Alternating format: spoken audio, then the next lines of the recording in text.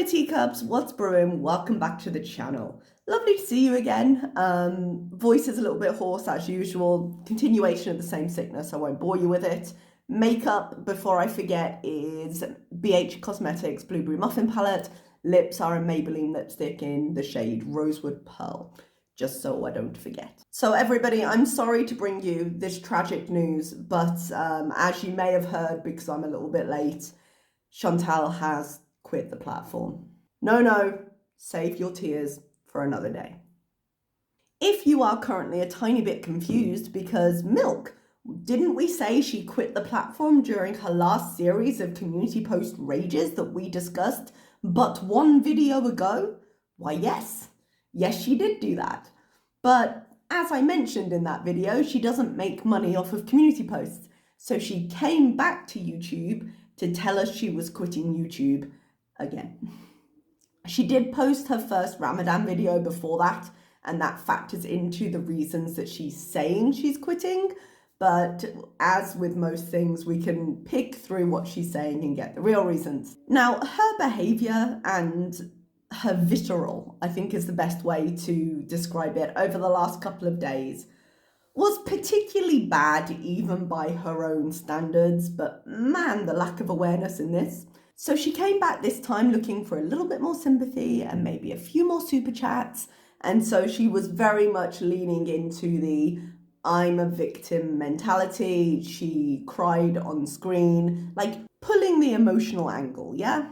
So she starts by saying, oh, I forgot to turn on the members only, which she's done a couple of times recently, and it's just an excuse to bait people into thinking it's open chat. I think she did leave it open chat once, actually, or am I misremembering that? But she wants more views, she wants more eyes on the live, because a lot of people do rely on reactors and just go there instead now.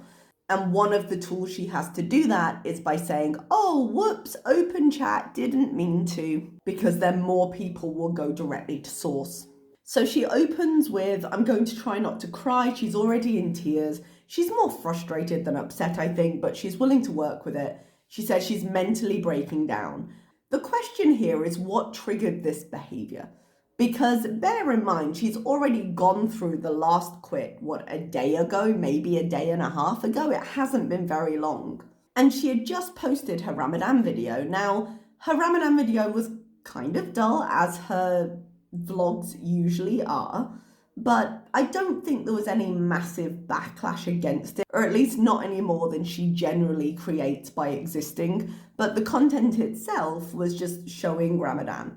I think it had some prayers from her, it had her showing what they ate and just talking about it. Wasn't a long vlog, didn't really have much in it. Nothing that seemed over the top from her at the very least. So as I say, she was leaning very heavily into I am leaving the platform because I am being victimized and it is unfair and YouTube does not protect its creators. I was like, you know what? I'm going to share my Ramadan experience with people. I'm going to try to just ignore hate. Come on and do my videos. I can't do it anymore. I can't. I'm done. I'm tired of being the beating post of an incredibly disgusting, toxic community. Literally trying to destroy a human being. It's really, really hard for me already. I struggle with a lot of mental disorders, and I'm trying to get better and to be better. The thing with positivity when it comes to Chantal is that she put out one video that was not massively negative, one that was just informative, one that was just letting us know about her day, but it's surrounded by these horribly negative lives, by these raging community posts. So of course people don't react positively. If her apartment tour and her Ramadan video existed completely in a vacuum with no history and nothing around it, they would probably get a different response. It wouldn't necessarily be interesting to so many people, but it would get a very different response. Given how negative her channel is, how her behavior has been, how she has cultivated her community, and the way she's interacted with her community, it's going to take a lot more than 1 or 2 vlogs to completely change the outlook of her channel. And because consistency has never been a strong point with her, that really, really frustrates her and angers her, because she feels like her channel should be an etch-a-sketch that she can just wipe clean and restart. And in the process of restarting, still reap the benefits of all of the audience size and all of the super chats and all of the earning potential of being a bigger, more established channel. And the fact that she's raging around it just makes those videos, those tiny little islands of her supposed positivity, seem even more fake by comparison. If she really wanted to restart her channel, she would literally have to build a type of content, however she chose to go forward, allow the lack of interest, like refrain from raging for long enough that the lack of interest forces all of the negative watchers to stop with her, like literally starve them out, because you don't give the content that they react to anymore, and then build another channel from there. And that's going to be incredibly slow, and it's going to lose you a lot of money. But, and fundamentally, it would also involve her controlling herself over a long period of time, which she just has proven she can't do. Now, if we listen a little bit closer to her reasoning, woven around the they're bullies argument, and I'm not saying she doesn't receive hate online, she definitely does, particularly in the wake of the cat stuff, but she definitely does, there is another narrative. Like, the amount of views I make versus other people reacting to my content, how is it even lucrative for me anymore? How is it even worth it? I don't watch people, but I know what they're saying, and it's not worth it for me. It's not worth it for me to spend time and effort to do a video only to be attacked, and instantly, the minute I upload, people steal my content, steal it, and make more money than me. But then there's haters, and then there's haters. Like, there's people where it actually affects your mental health, where it actually affects your income. It's just not worth it for me. There's no way to protect yourself from people using your content against you and just using it. Like, no, because I don't want people profiting off of being bullying me over my content. Basic. I don't want it. She makes 40,000 views talking about me and 5K with these other people that she talks about. I'm not going to be on a platform to make less money than somebody and they just do nothing but bully me. I'm okay for money. Like, my husband works, whatever, and my old videos were earn some money. I don't even care. I mean, whenever people are using your own content to bully you and making more money doing that anyway, what is the incentive for me to even be on here? I think I've taken enough crap. I think I've paid enough people's bills on people hating me. Don't you think so? It's so lazy. And that's the thing. I do all the work, and these morons reap all the benefits. It's not even worth it for me anymore. Money, particularly the fact that reactors earn money, has always been a very sensitive subject for her. And the fact that she hates FFG the most, for whatever reason it is that FFG triggers her more than everybody else. There's been a lot of comparisons done recently. I've seen it on Twitter where people have gone in and counted up, like, this is how much she made in super chats, this is how much FFG made in super chats. And you know she's going to be looking at those. You know people are going to be sending to her. You know she's going to be watching. Now, before, when she was making 15, 20 grand a month, then it didn't matter so much because she was not hurting for cash at all. So the idea of like the stolen earnings wasn't such a big deal for her. She hated it in principle, but in practice, it wasn't affecting her negatively. Now, the idea that reaction channels are earning money while she's struggling to do the same is really bothering her, because the problem she has is she can't control herself on live.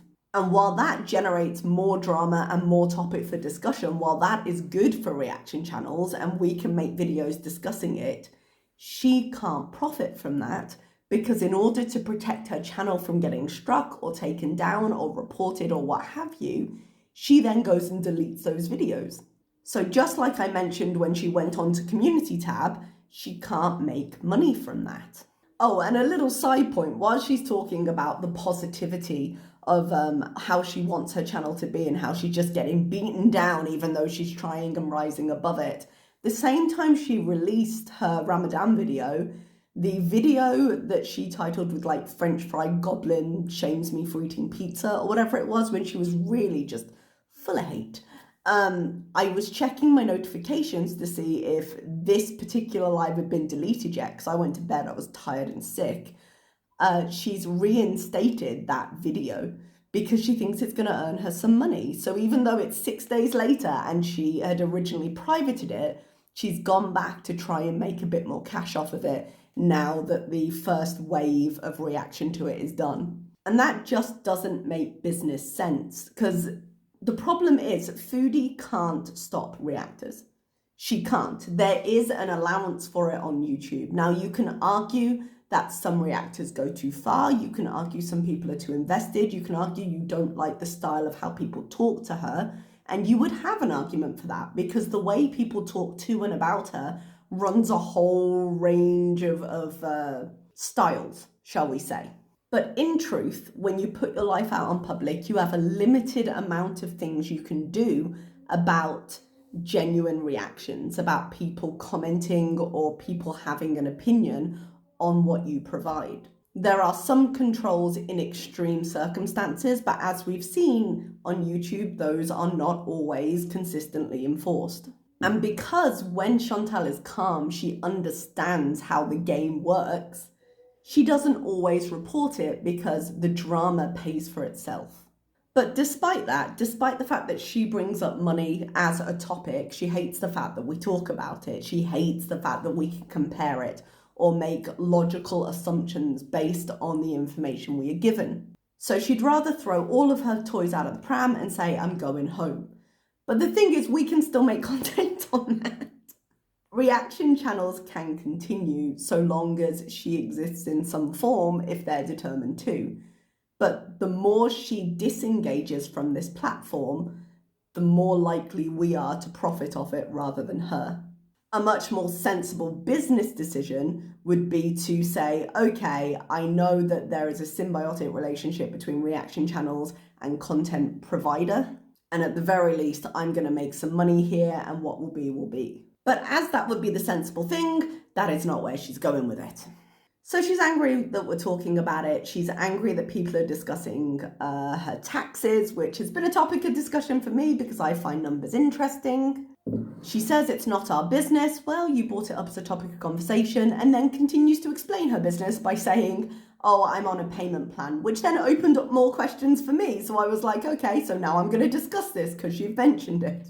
My question about the payment plan, if there's any Canadians who happen to know this answer, I know that any excess income payments are income-based, because of course they are, hence the name.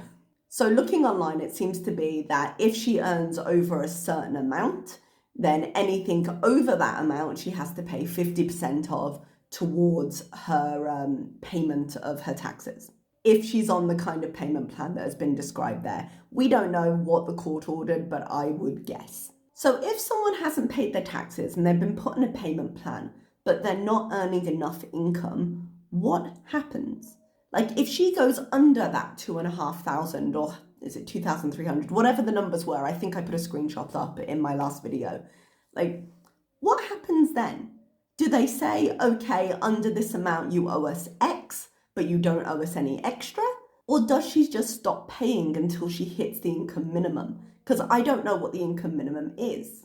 I know in the UK, when it comes to taxes, everybody has a tax-free allowance. Like you don't pay taxes on it till you hit, I want to say 12,750. I might be wrong, but there's a limit, and then over that you pay X amount.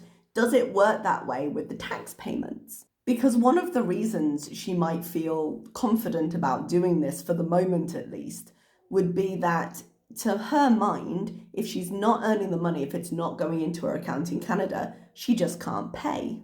And so it doesn't matter because her payments would be less, if that makes sense. Like if the money's not going in, she can't give it to the government and screw them. Which I could see being her logic, but wouldn't really make sense. Because one thing she is right about, if, let's say for a moment, she gets away with coming in and out as a tourist for a while, because people do get away with it for a while. Let's say she just continues to make her payments in Canada, she lives with Salah, she does whatever. This is actually an opportunity, however she stays in Kuwait, this would be an opportunity to put more of her earnings towards paying her taxes.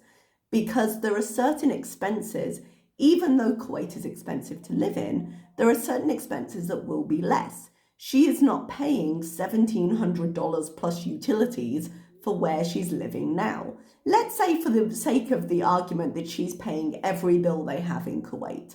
Before anyone rages, Chantal, I'm not saying she definitely is, but for the sake of this conversation, let's call it a worst case scenario and say she's paying for everything.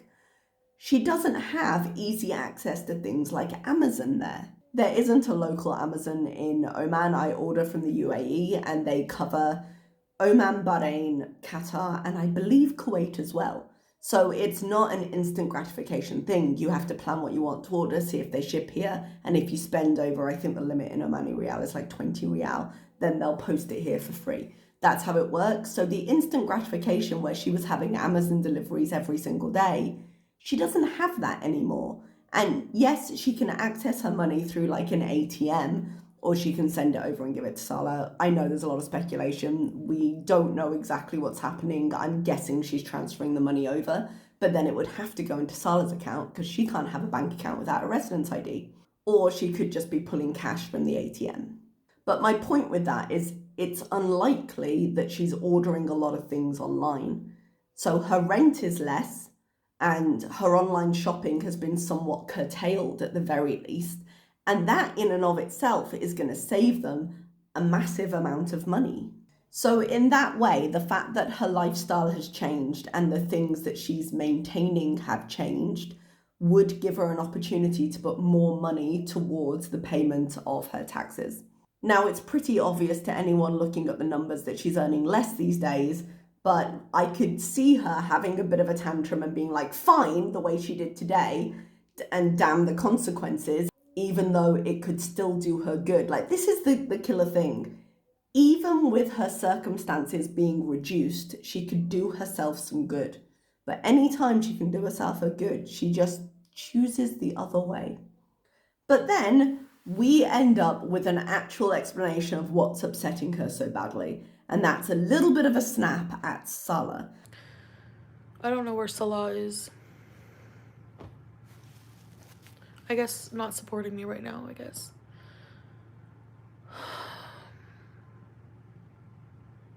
Yeah, I don't know where you are because you're not in the chat and you're not here, so.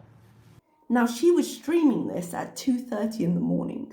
Now, yes, with Ramadan, a lot of people are up a little bit later because they've got family events, like they fast all day and then they go see family, they're up a little bit later. More stuff is done in the night in general because people aren't fasting then.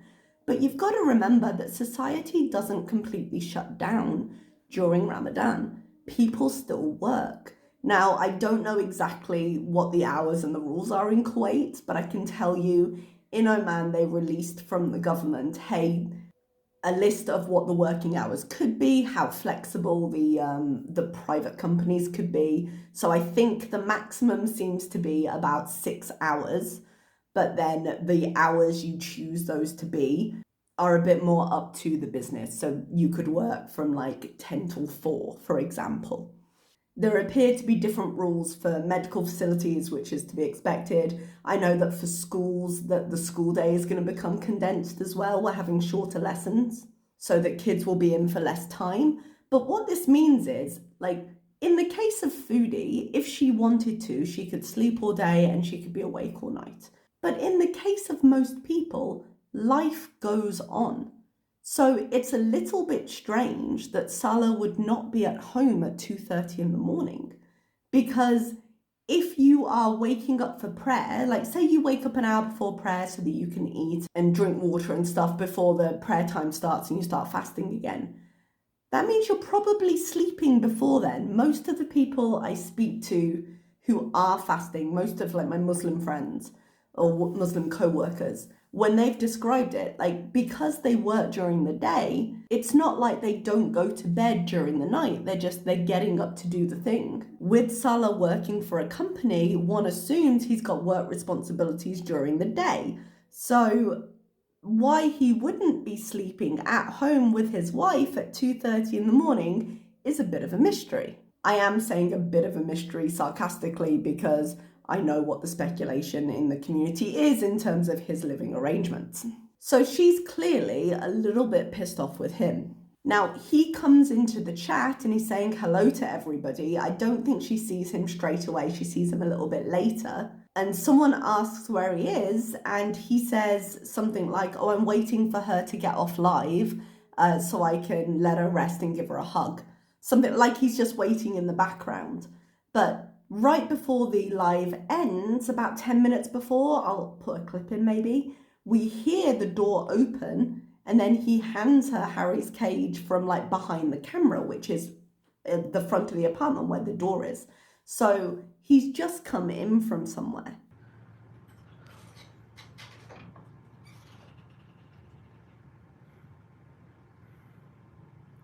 Babe. Tracy, thank you.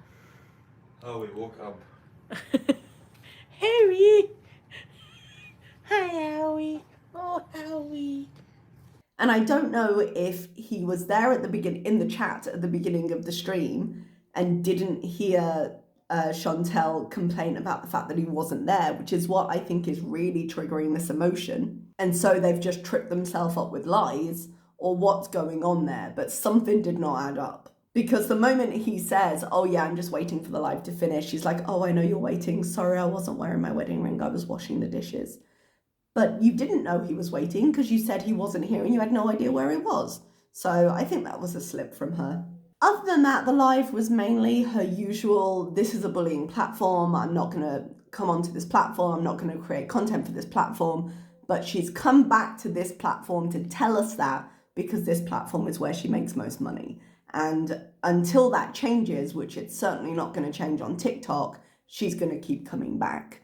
The only other things of interest really is the tea and sass emails that have been going around, the emails she's been receiving. She said that no, I'm not responsible for them, which I believe because I don't think they sound like her. She said she had like received emails offering to deal with tea and sass, and I'm like, oh, and you reported those to the authorities, I'm assuming like any sane person would. No, okay. And in this live, there's a commenter called, a chat member, sorry, called Deirdre something, not Deirdre, something like that, who's like, hey, I called Perfectly Imperfect's school board and she's getting fired on Monday. And I'm just like, honey, put down the gin. That's not how that works. Even if it was her current school board and you reported her, and they took your report, they wouldn't fire someone and confirm it with you over the course of a phone call, you know? But Deirdre doubled down and said the parents of her students have been contacted and all of this.